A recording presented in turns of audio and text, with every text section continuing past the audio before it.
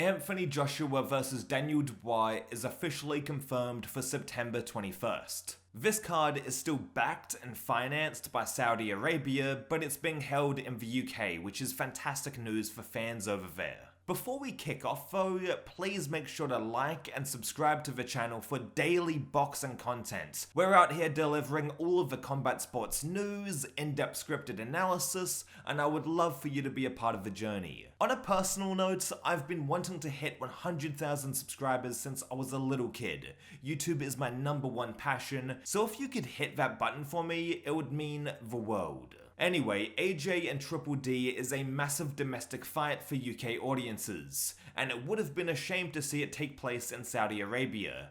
But luckily, the venue is Wembley Arena under the Riyadh season banner. Very smart move by Turki Al-Sheikh. The IBF Championship belt is on the line, as Daniel was recently promoted from the interim champion to the new IBF title holder, after Usyk was pretty much forced to vacate. The Usyk vs Fury rematch is no longer for all the belts, which is disappointing, but that being said, we also all know who will be the top dog in the heavyweight division when those two fight again. Sure, the winner of Usyk vs Fury won't have official undisputed status, but they'll still be considered the best in the division, no question about it. In boxing, having all of these belts and sanctioning bodies only makes it more confusing to explain who the actual best in the world is. It's annoying that if somebody asks you, who is the best in the world in, I don't know, the light heavyweight division for example, you have to be like, oh well, there's w.a.d.e and also Bivol. With multiple world champions, it creates more debate, which on the one hand is good, but I prefer it to just be one unified champion, so we know for a fact who the greatest is.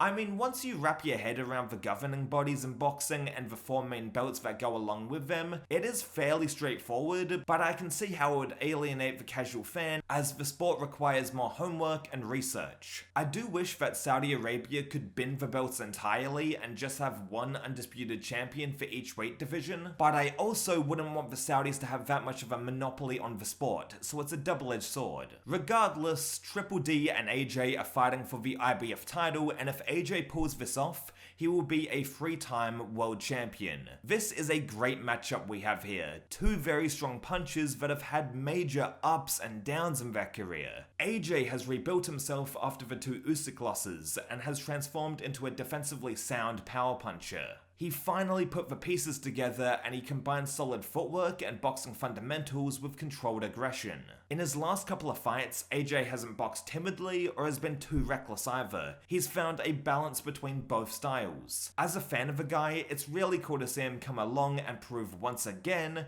that he is one of the top boxers in the division. w.a.d.e on the other hand is very raw by comparison. He's only 26 years old and has had a couple of losses to Usyk and Joe Joyce. However, at his age, those must be fantastic learning fights. He would have gained a ton of experience and taken a lot from those bouts. And going 9 rounds with Usyk will just make you a better boxer, point blank. Like I said, Daniel hits hard, and in the Filip Hrgovic fight, he seemed to adapt as the rounds went on and eventually got him out of there. It looks like now at least he is capable of switching up the game plan and pulling a victory out of the fire when met with resistance, but his general boxing IQ and athleticism is not comparable to Anthony Joshua's. I think this will be Daniel Dubois' undoing.